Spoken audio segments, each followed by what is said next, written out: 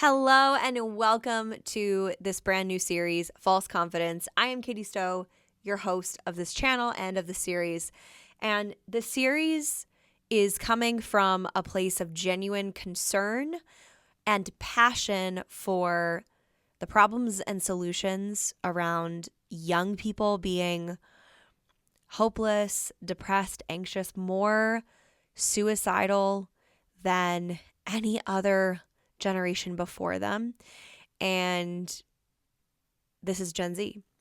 So whether you're Gen Z and you're listening to this and this speaks to your heart in a way that maybe others haven't, or you're a mom of a Gen Z, or you're the grandmother of a Gen Z, or you have people around you that are Gen Z age, or these things speak to you, not just Gen Z, because some of these things that we're going to talk about, obviously I am Gen Z, I'm speaking from that context, but like there's a lot of people that are struggling with their mental state, emotional, spiritual issues. And so we're going to talk about what's going on. We're going to talk about, I'm fired up and ready for a fight for sure. But I'm also going to share a lot of like what I've learned, what God has taught me from being someone who is very, very involved in transformational leadership, in working on myself spaces, in like mental health coaching, and just a lot of stuff that tended to mask the symptoms and not actually go to the heart of the issue. And a lot of these spaces, the objective was for me to believe in myself or love myself. Like that was like the ultimate, like if I was truly doing that, then my life would work and I would have a successful business and, I'd have a successful relationship. You know what I mean? Like all of these things would fall into place because these were the things that I desired. But so we're going to talk a lot about that. And this is definitely not content that is like new to the internet, but in the way in which I'm going to talk about them, they may be new, especially from somebody who is a Christian, who's not living that anymore, who came out of that, who's taking some things and saying, hey, I learned a lot from these things. And now I'm going to share with you what I learned, what I see, what I notice, especially in this insane mental health crisis that we have in the United States. And frankly, in lots of parts of the world. And there's so many benefits, by the way. We're just going to jump into this. There's so many benefits of having older parents. I told my parents this just this morning because we've been talking a lot about the differences between my age group and their age group. I have baby boomer parents and they are gems. They have a very different perspective about a lot of things. And I love that. And there's also times where that has been frustrating and I've struggled to like help them understand my perspective, but then also be patient and graceful to know that I don't know everything and their perspective is also really helpful. And I think in the last several months, that has been the thing that I've actually spent more time focusing on is like, what can I learn from their generation that was really working? Because man, my generation is sadder, more hopeless, more depressed, more anxious, more debilitatingly numbed out and borderline, really, really incredibly unhealthy, self-deprecating thoughts. We're worse than any other generation so far. And instead of seeing that as something that's sort of like, well, they're self-absorbed, if they would just, stop obsessing over themselves and they would feel better. It's like, no. Let's actually wait a minute. Like, are we being curious about what's going on? Are we being curious about how there's a lot of factors that are contributing? Obviously, as a Christian, I very, very much see and believe that the spiritual warfare on young people is absolutely key and core to what is going on in their mental and emotional states. 100%.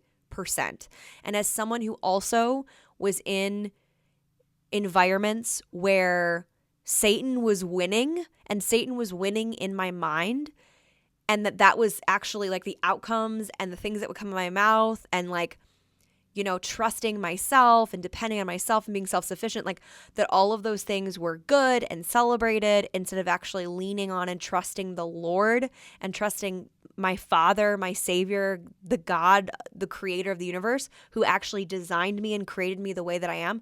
Whoa, whoa, whoa, whoa, right? Like, having been in those spaces, I absolutely believe that there's spiritual warfare going on against young people.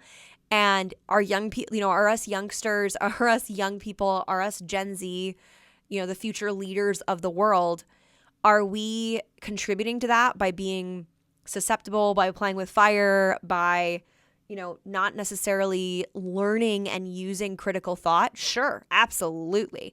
We're not victims in this conversation.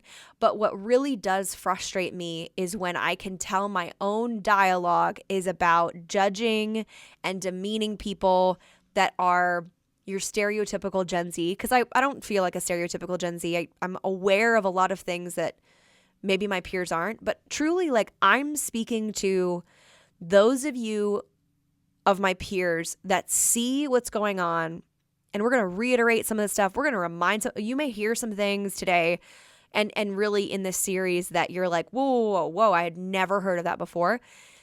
But I'm speaking to the leaders who are ready to step up, who are aware that there is a serious problem and that this needs genuine curiosity, genuine passion and care for our brothers and sisters, for our friends, for our colleagues, for our community leaders, for our fellow Americans, for our fellow world peers, right? Like, there needs to be some serious intervention. And ironically, one of the things that I have spoken many times to older women who are mothers or grandmothers of Gen Z is that my generation, we're not listening to older people. We're listening to each other, and we're trying to find clarity and stability and order to what often feels like a very chaotic emotional state and a very chaotic life.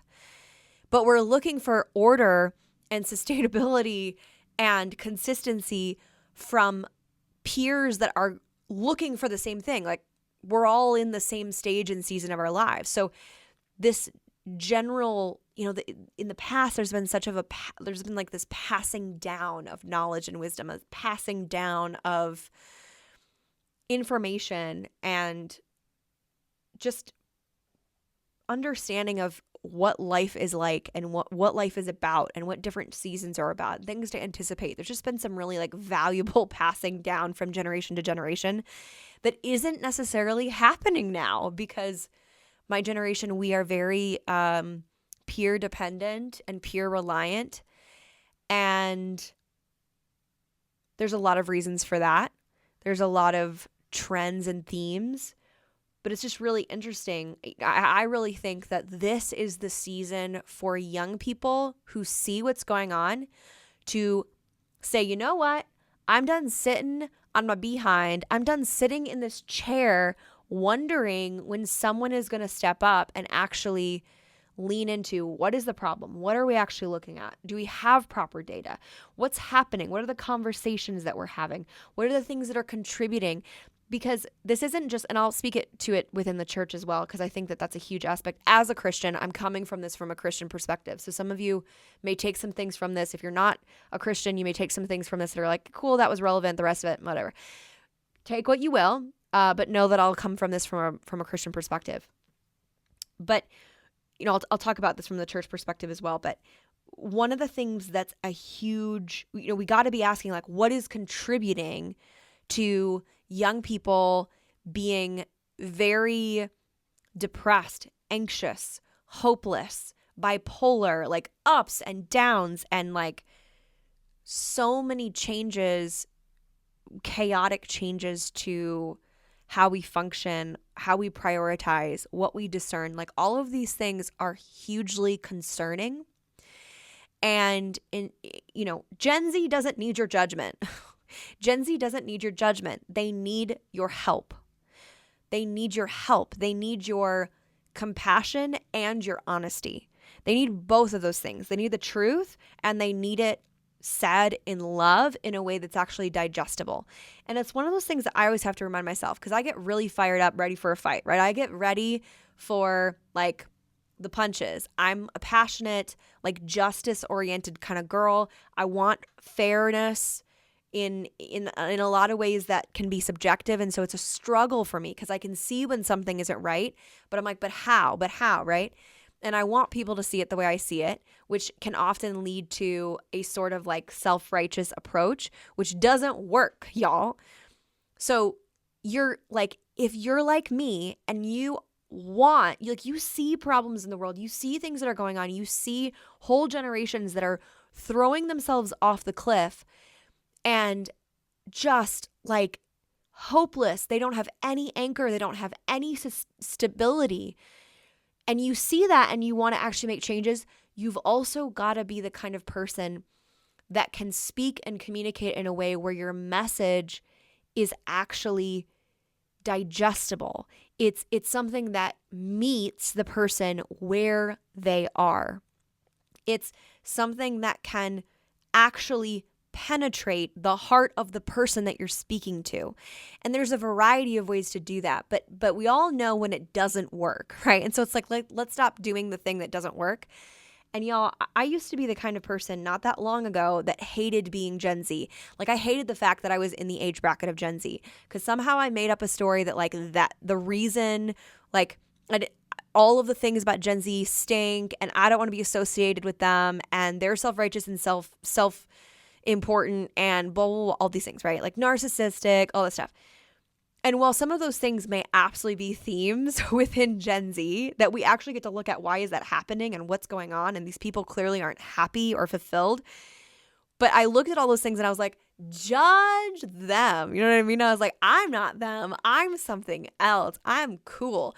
I'm Gen Z, but not Gen Z. You know, like I let myself be surrounded by voices that were also very critical, and not in a way that was actually helpful, more in a way that just made us feel better, whether that was older people who weren't parents or older people that had kids that had like a big falling out and they're like, oh, Gen Z stinks. You know what I mean? Like whatever it was.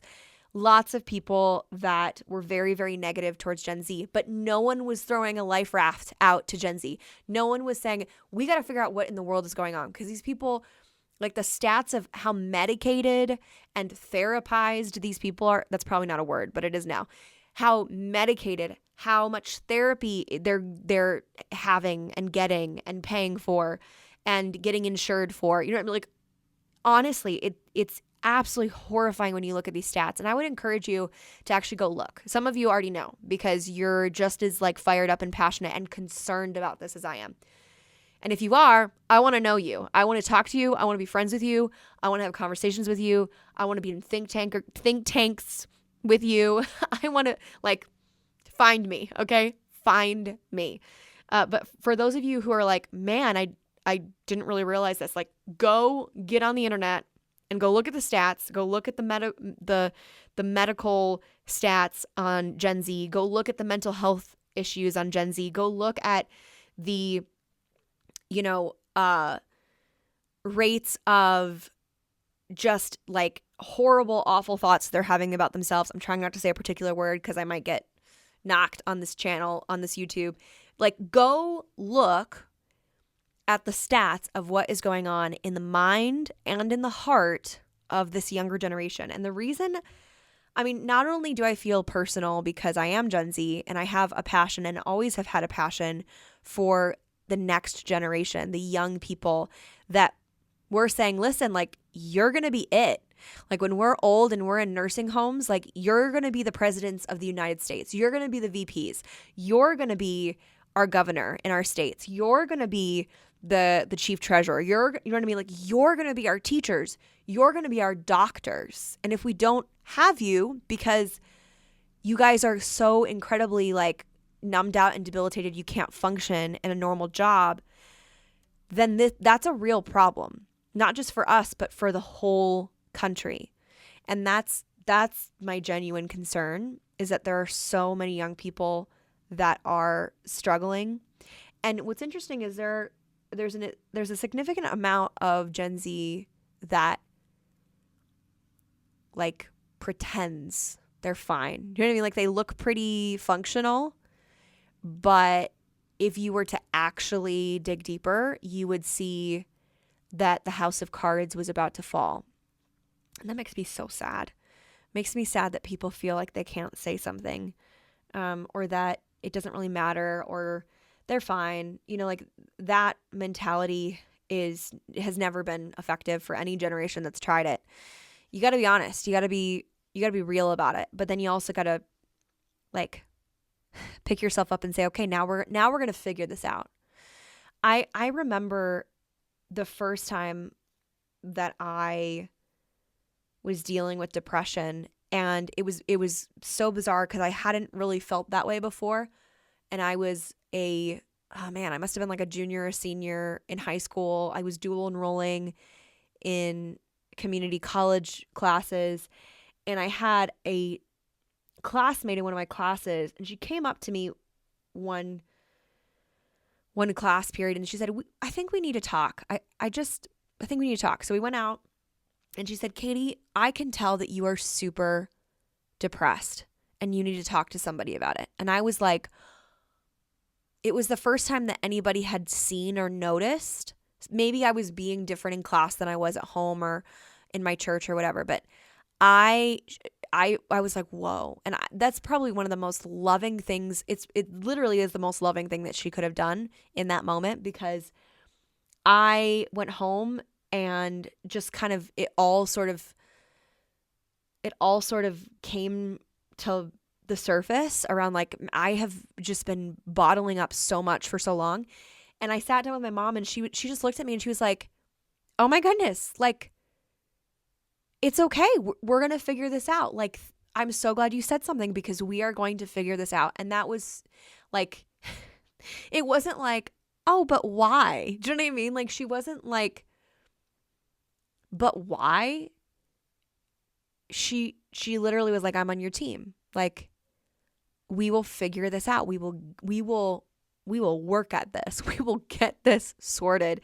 And for me, that was such a blessing, because it made me realize that, like, you know, yeah, we want people who listen, absolutely. But we also want people who are like on our team and willing to actually help, willing to actually support. They're not just like, yeah, I'm thinking of you over here on the corner, but actually people who are going to get into it. Now, obviously she's my mom, you know what I mean? Like, she's my mom. But what's so beautiful is like, we got to have people like that. We got to have people who can sit down with someone and them share really hard stuff and us say, you know what? I hear you. And that's really hard. And we're going to figure this out.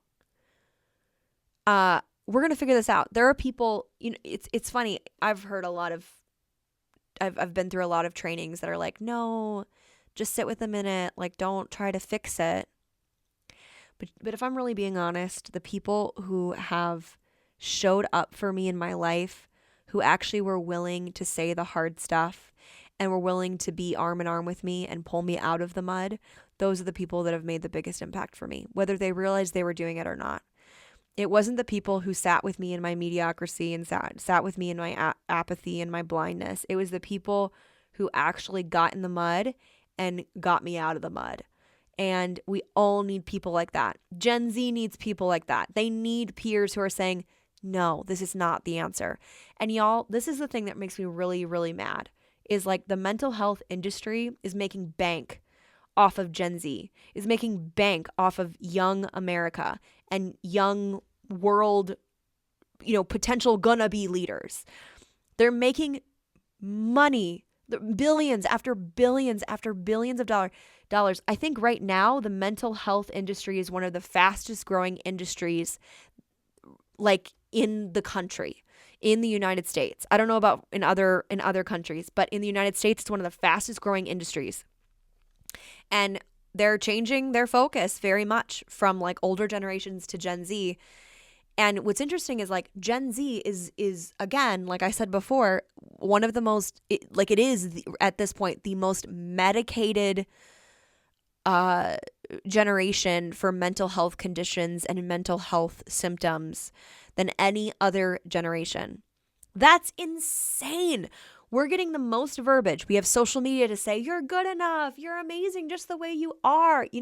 I went and looked #mental health the other day on Instagram, and all I saw on the feed was like therapists who were like Gen Z specific therapists who were like, you really need to stop comparing yourself to other people. Do you know what I mean? Like, it was, and it's like, we're playing with the surfacey stuff of like, of course they're going to have thoughts that they want to compare themselves to other people because they're miserable, but we're not actually looking at what is really going on. So then let's talk about the churches. Because again, I'm coming from this from a Christian context. So I know, and I'll remind you that, this is like a community announcement.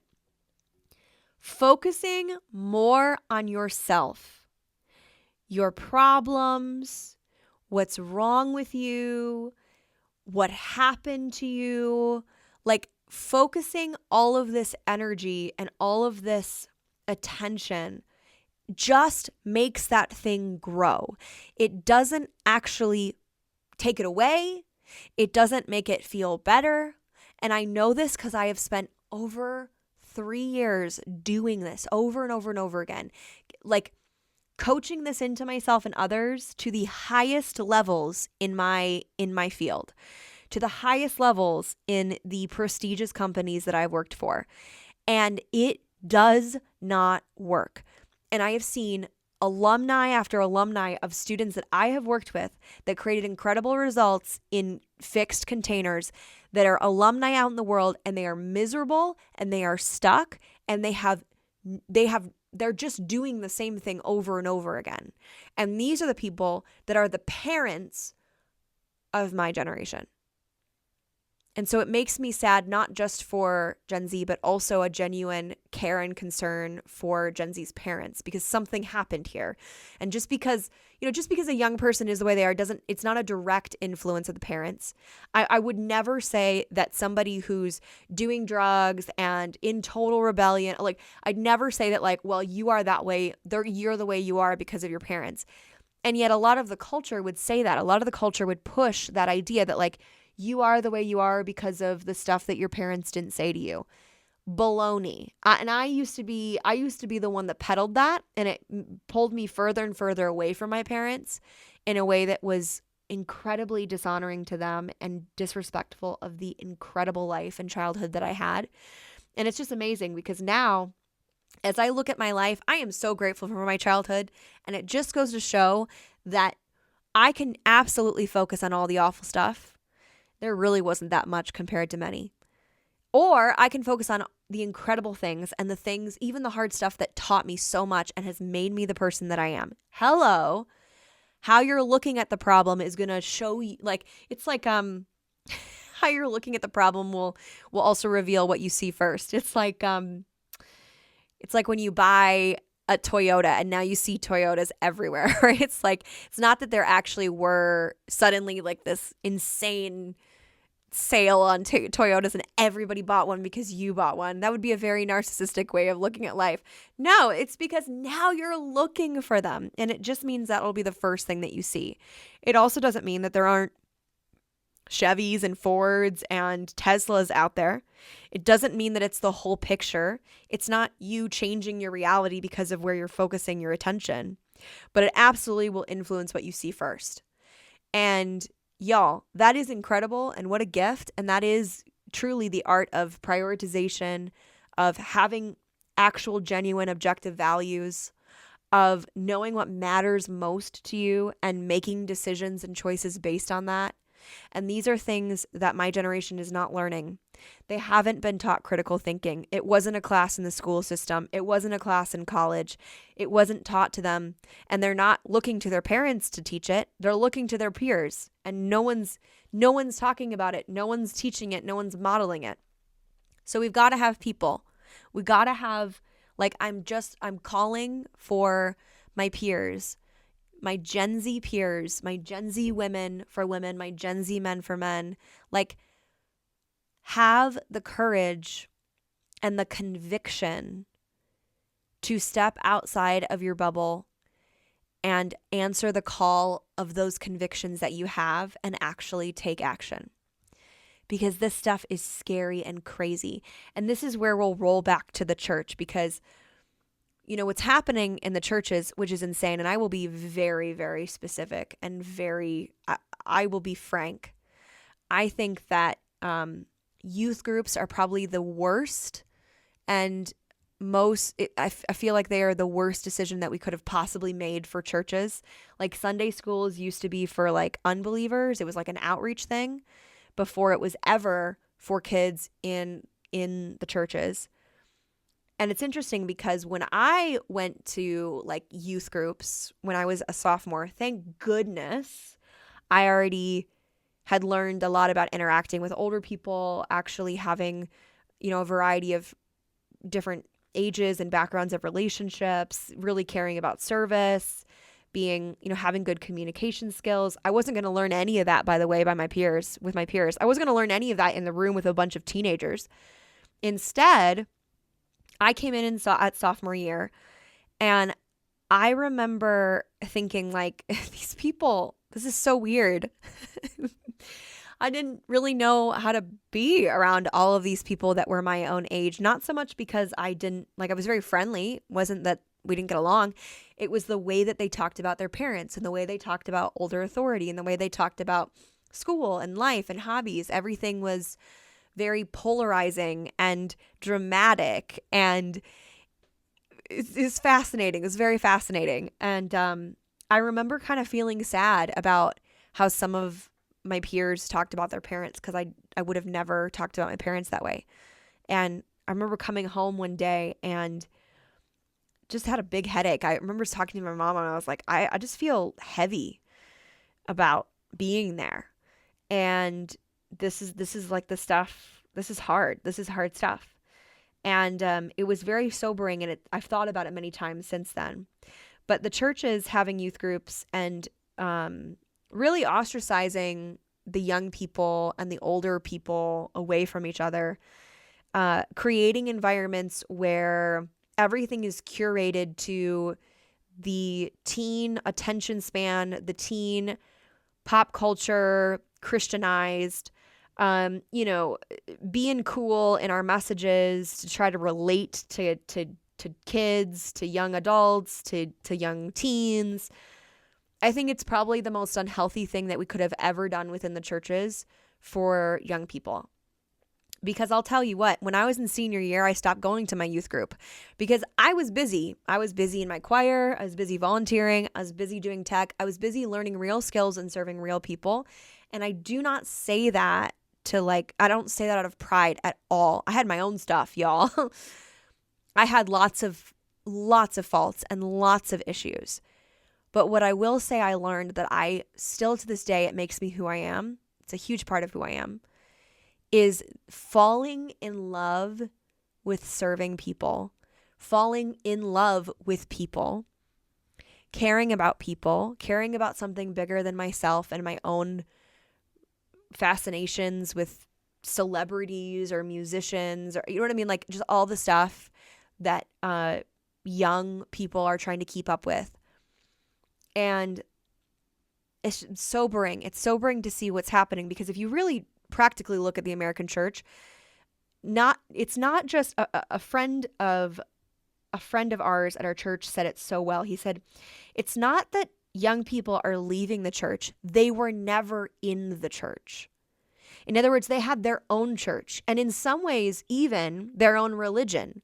In other words, and I experienced this in my own youth group time, not only my siblings' times, but, when you put a bunch of teenagers in a room together without any kind of real, genuine interaction with what life really is like, which is talking to people with different backgrounds and different ages and different dynamics, talking to other people about things that matter to them, not just about you, not just being in environments where the leaders are there for you and everything is tailored for you and everything is curated for you, but actually being in spaces where you have to step up and be flexible. You have to step up and actually change it up. You have to step up and say, I'm actually going to listen and I'm actually going to engage with that person because I care about them. That's not what youth groups are teaching. And oftentimes the only times that it is being taught is on youth trips or, we're going to go on this thing, and lots of churches do this. But what's interesting about this in particular is when you look at the young people that were in the walls of the church, they were just in their own youth groups. A lot of them didn't even go to the first service. They would just sleep in and then go to their youth group. So they weren't even going to the main service. They were going to the youth group only. And then they would leave. They would go to college. They wouldn't ever go to a church again. There wasn't any genuine impact that was made on their lives because the churches were trying so hard to keep them and trying so hard to tailor to them and speak to them that they were playing the game of culture, playing the game of the world. And what's interesting is I didn't see much difference at all between the strategies of the world and the strategies of the modern day American churches with Christianity sprinkled on top. And this is not a diss on any church in particular, because I've interacted with a lot of churches. I've been in a lot of different churches, whether for long periods of time or shorter periods of time, visits, different things. I've seen a lot of different churches, and this is what I've experienced from many of them. And so it's starting within the church. It's starting in a place where like young people are not being prepared. They're not being taught critical thinking. It's so interesting. I shared it the other day, I think on my Facebook.